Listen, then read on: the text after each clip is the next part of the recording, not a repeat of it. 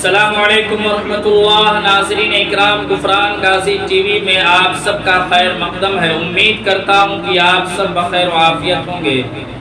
ذی الحجہ کا مہینہ شروع ہو گیا ہے۔ 29 جون بروز جمعرات ہم سب مسلمان عید الاضحیٰ کی نماز ادا کریں گے۔ ذی الحجہ کے ابتدائی 10 دنوں کی فضیلت قرآن اور حدیث کے اندر موجود ہے۔ اس کے متعلق ایک ویڈیو جس کو آپ اس کے ڈسکرپشن میں جا کر دیکھ سکتے ہیں۔ آج کے اس ویڈیو میں آپ ناظرین کی خدمت میں قربانی کے حوالے سے چند باتوں کو پیش کروں گا۔ پہلی چیز کہ قربانی کن لوگوں پر واجب ہے۔ دوسری چیز کہ اللہ کے رسول صلی اللہ علیہ وسلم کی کیا وعید ہے اس شخص کے بارے میں جو استطاعت کے باوجود بھی قربانی نہ کرے۔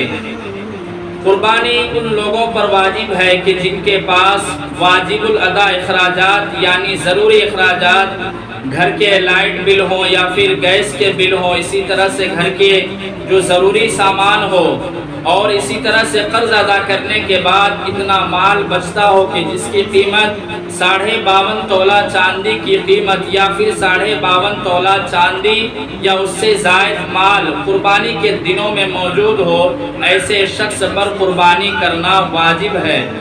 اگر ایسا شخص قربانی نہیں کرتا ہے تو اللہ کے رسول صلی اللہ علیہ وسلم نے حدیث پاک کے اندر بہت ہی سخت وعید کو بیان کیا ہے۔ آپ صلی اللہ علیہ وسلم نے ارشاد فرمایا، من وجد ساعتا فلم یضحی فلا یقربن مصلانا، جو شخص قربانی کی استطاعت رکھتا ہو، جس پر قربانی واجب ہو، پھر بھی وہ قربانی نہ کرے تو ایسا شخص ہمارے عیدگاہ کے قریب بھی نہ آئے۔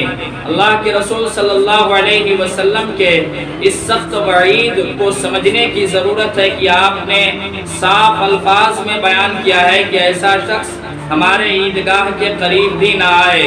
تو ہم میں سے ہر مسلمان کو چاہیے کہ اگر ہمارے پاس اتنا مال موجود ہو جس پر قربانی واجب ہوتا ہو تو ہمیں چاہیے کہ ہم اس عمل کو ضرور کریں، ہم قربانی ضرور کریں، ہم قربانی نہ کر کے اللہ کے رسول صلی اللہ علیہ وسلم کے اس سخت وعید کے مستحق نہ بنیں۔